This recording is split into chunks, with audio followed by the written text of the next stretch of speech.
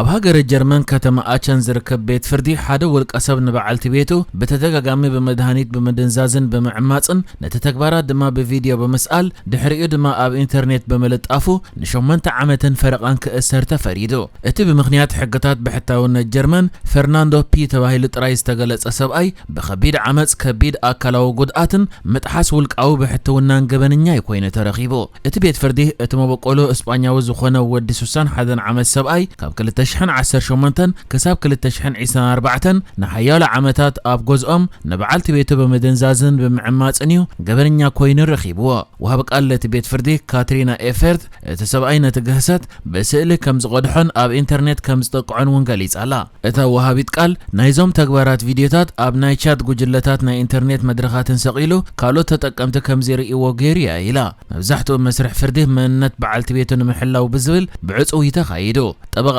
ኒኮል ሳርቫቲ ንጋዜጠኛታት ኣብ ዝሃበቶም መግለጺ እታ ግዳይ ኣብ መስርሕ ፍርዲ ክትምስክር ንስምዒታታን ንኹሉ ዘጋጠማ ነገራትን ክትገልጽ ክኢላ እያ ኢላ። እቲ ብይን ግን ነቲ ዝበጽሐ ነገር ዝኽሕስ ከም ዘይኮነ ገሊጻላ። ንነገራት ንምጽዋር ግን ቁሩብ ክሕገዝ ይኽእል ኢላ። እቲ ውሳነ ክሳብ ሕጂ ይግባይ ክበሃለሉ ከም ዝከኣል እውን ተገሊጹሎ። ማዕከናት ዜና ጀርመን እዚ ምስ ዝሓለፈ ዓመት ኣብ ፈረንሳ ንዶሚኒክ ፔሌኮት ዝምልከት ጉዳይ ዘጋጠመ ክስተት ተመሳሳልነት ከም ዘለዎ እዮም ዝገልጹ። ከም ዝከር ፈረንሳዊ ጂዜል ፔሌኮት ንኣስታት 10 ዓመታት በዓል ቤታ ነበር ዶሚኒክ መደንዘዚ መድሃኒት እናሃበ ብኢንተርኔት ዝመልመሎም 10 ደቂ ተባዕትዮ ናብ ገዛ እናዓደመ እሙርኣ ኣብ ዝሰሓተተሉ እዋን ኣብ ዓራታ መስኣት ጾታዊ ርክብ ክፍጽም እዩ ዝገብር ነይሩ። ዶሚኒክ ፔሌኮት ንኹልቲ ኣብ ልዕሊኡ ዝቐረበ ክስታት ማለት ንበዓልቲ ቤቱ ነበር ብመድሃኒታት በመደንዛዝን ብምዕማጽን ከምኡውን 10 ደቂ ተባዕትዮ መልሚሉ ክትዕመጻ ምግባሩን ተኣሚኑ እዩ። ማዕከናት ዜና ጀርመን ከዓ ነዚ ሕጂ ኣጋጢሙ ዘሎ ጉዳይ ምስቲ ኣብ ፈረንሳ ዘጋጠመ እዮም ዘመሳሰልዎ ዘለዉ።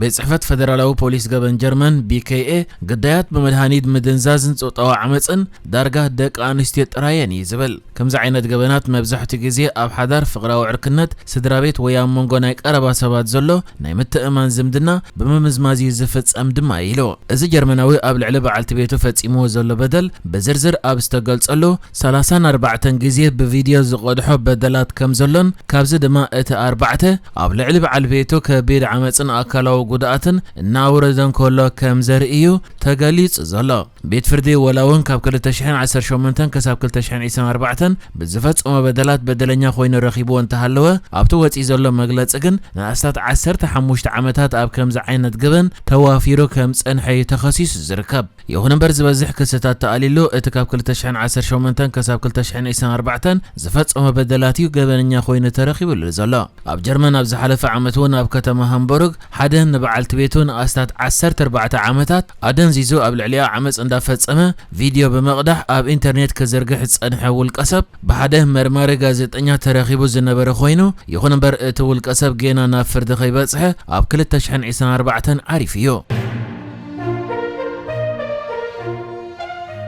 ኣብ ዝሓለፈ 2 መዓልታት ናብ ኤርትራ ወግዓዊ መብጻሕ ዘካየደት ሚኒስተር ጉዳያት ወጻኢ ሽወደን ንዑደታ ብዝምልከት ንጋዜጠኛታት ሰፊሕ መብርሂ ሂባላ። ማርያም ማልመር ስቴነርጋርድ መሰበ ስልጣን ኤርትራ ኣብ ዘካየደቶ ርክብ ብዛዕባ ዳዊት ኢሳቅ ዝርከቦም ጉዳያት ከም ዝተዘራረበት ሓቢራ። ከም ዝፍለጥ ትማሊ ወፂኡ ኣብ ዝነበረ ዜናታት ዳዊት ኢሳቅ ብሂወት ኣሎ ኢላ ከም እትኣምን ከም ዝገለጸት ተሓቢሩ ነይሩ እዩ። ሕጂ በዕላ ብኣካል ጌራቶ ኣብ ዘላ ጋዜጣዊ መግለጺ ድማ ብሂወት ምህላው ዘርኢ ጭቡጥ ምርትዑታት እኳ እንተዘይረኸብና ካብቲ ዘካየድናዮ ርክባት ዝተዋሃበና ሓበሬታን ገምጋምና ብሂወት ኣሎ ዝብል ኢላ። ኤርትራን ሽወደናን ሕጂ እውን ብዛዕባ እቲ ጉዳይ ዘለውን ዘይምስማዕ ከም ዘይተፈትሐውን እታ ሚኒስተር ኣሚታላ። መንግስቲ ሽወደን ብዛዕባ ቆንስላዊ ጉዳያት ዜጋታቱ ዝርዝራዊ ሓበሬታ ዘይመሃቡ ብጌጋ ከም ሸለልትነት ክውሰድ ከም ዘይብሉ እውን ገሊጻ። ንሳ ቀጺላ ብዛዕባ ኩሉ ነገር ብዕሊ ምዝራብ ንዝምልከቶም ጉዳያት ይኹን ቤተሰብ ዝጠቅም ኣይኮነን ብምባል ዘካይድዎ ዘለዉ ዲፕሎማስያዊ ጻዕርታት ንኽፍታሕ ዝዓለመ ምዃኑ ኣብሪሃ። ገለ ካብ ቤተሰብ ዳዊት ኢሳቅ ብወገኖም ድሕርቲ ጋዜጣዊ መግለጺ ንማዕከናት ዜና ኣብ ዝሃብዎ ግብረ መልሲ ርጡብ ዝኾነ ድሃይ ክረኽቡ ዘይምኽኣሎም ከም ዝሕዘኖም ገሊጾም ኣለዉ። እታ ሚኒስተር እቲ ናብ ኤርትራ ዝገበረቶ ዑደት ብዛዕባ ከም ናይ ዳዊት ዝኣመሰሉ ከበድቲ ጉዳያት ንምዝርራብ ዕድል ከም ዝኸፈተላ እውን ኣመልኪታላ። ብመሰረት ትካል ዶብ ኣልቦ ጋዜጠኛታት እቲ ካብ 2001 ኣብ ማሕዩር ዝተሰወረ ጋዜጠኛ ዳዊት ኢሳቅ ክሳብ 2005 ብሂወት ምንባሩ ፀንፀንታ እኳ እንተነበረ ካብኡ ንድሓር ግን ሃልዋቱ كم زي فلت يزقلت كم ذكر بزحلف خلت أوارح سب مزي إرترا نعمتات بتحت قيد صنحو أسرات مفتحهم تسفى ذهب مخانون شو دني إدالا اتن العلي عسام 4 عمتات تحير زركب داويت إساق لنات مقلاص حسابات بزقبرة توفاينت شلمات سب أو مسلات شودن أدل استام تعويتو من باري ذكر تحجنا بإرترا مبصح غير زلا منستر قدايات وصاي شودن كأ إرترا بشحن 993 بوقعي ناصنتا أويجا كم هاجر بعلم لخ درجة أفلطو كابتركب ندحر نابتا هاجر زبصحت قداميت لعلويت شودناويت بعلت سلطان كوينه يا زلا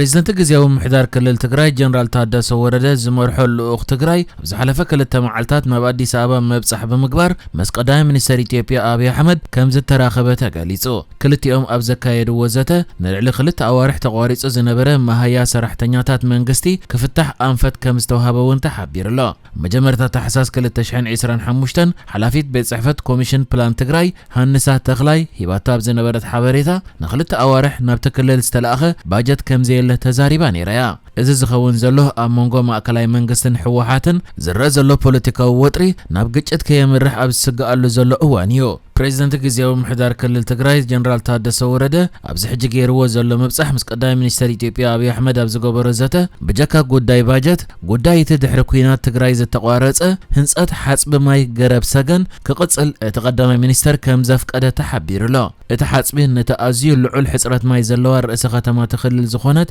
ከተማ መቐለ እቲ ዘሎ ሕጽረት ጽሩይ ስተማይ ክፈትሕ ተጽቢት ዝግበረሉ ዓቢ ፕሮጀክት እዩ ግድብ ገረብ ሰገን መንግስትን ልምዓት መስኖ ኢሉ ዝሃነጾ مقالة أستاد 24 كيلومتر نانفت منقد سامري زركب بجكا قداي إذا حسبون قداي شغلت ألبونات كلل تግራይ بزملكتون مسقدام منستر تزراري بمهلاون تحبير لا اتو بريزيدنت غزياو محدار كلل تግራይ جنرال تادسو ورده زمرح الأخ مكتل غزياو محدار كلل تግራይ أمانيلا صفا حلافي بيت صحفت هابت ماي تግራይ تخلاي قبر مدهن كومون حلافيت بيت صحفت فاينانسن متأخاب هابتن محرت بيانه زتقالل مخوانو تقليص لا غزياو محدار كلل تግራይ يخون سب مزم أكلاي منغستغن بزعباتي أمونغو أبي أحمدن تادسو وردن استقبل ركب بزملكات ذهبوا ووقعوا حبريت يلن جنرال تادسو ورده بجكا مسقداي مينستر ኢትዮጵያ አብይ አህመድ ኣብ አዲስ አበባ ምዝርከቡን ዝተፈላልያ ሃገራት ኤምባሲ አምባሳደራትን ከም ዝተራኸበ ተገሊጹሎ أمونغ إيرتران إثيوبيان تفاتير زلو وطري بوغان إثيوبيا بزتفلاليه معكنات كم دمام السلف بالصقنا قربت بزلون وغانات زتفلاليه تنتاناتات زوهاب زلو خوينو حجد ما ابز حلفه قربا معلتات نزغري مبل 25 سمع الجرس بزملكات بودو حبرات هاغرات حبرات أوروبان حبرات أفريقان زوصه مغلصيتا تملكيتو إثيوبيان ريبورتر تبال إثيوبيا زمدبرا معكن زرغيحتو ابزلا تنتنا اتم اهغراويان تكرات نزغري سمع الجرس متقاسم اتي أمونغ إيرتران إثيوبيان زلو وطري كساب كندي حيلو كم زلي زريئكا كتبلن كلا نيرتران إثيوبيان دما قدم زساحبن حجون زساحبن زلو دوباو كبابيتات زيكونه عسابيو كتبل ونصحيفا لا اتمع كان ابتصبصبه مس منغستك قربت زلوم تنتنتون اغريبا زلا خوينا اتم تنتنتخا عسبني إثيوبيا كم تغبا غيرم تنتانه كهبون كلو نسمع الجرس دما زترسع بمباليم كغلصو ترايم زلو كم زفلت إيرترا بز حلفه قربا معلتات نزيه مسلفل صقنا قربت بزلون وغانات زوهاب زلو تنتانتاتن استفلاليه مغلصيتاتن ኢትዮጵያ ውሽጣው ጸገማታ ነመሕባን ንኤርትራ ድማ ኣብቲ ዞባ ጠንቅ ዘይምረዳ ጌርካ ነመቅራብን ዝግበር ዘሎ ፕሮፓጋንዳ በመባል ገሊጻተ ነይራ ንሕጂ ዝተዳለወ ዜናታት እዚ ነይሩ በካለ ክሳብ ንረኸብ ሰላም ንዓኹም